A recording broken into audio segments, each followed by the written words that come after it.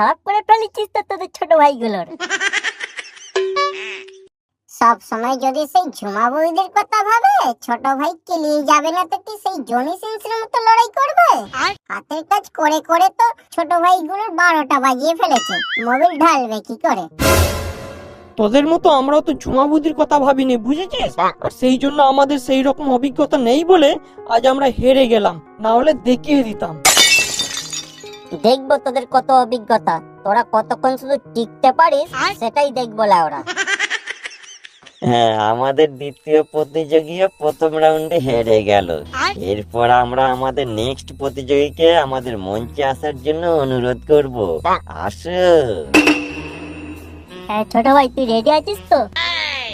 আরে হ্যাঁ রে বড় ভাই, আমি একদম রেডি আছি। তুই অনুমতি দিলেই আমি ফার্স্ট রাউন্ডে ওই বিড়ালকে কেলিয়ে দেবো। হ্যাঁ, তাহলে দাঁড়িয়ে আছিস কেন? তাড়াতাড়ি যা আর আমার 8 বছরের অভিজ্ঞতাকে কাজে লাগা।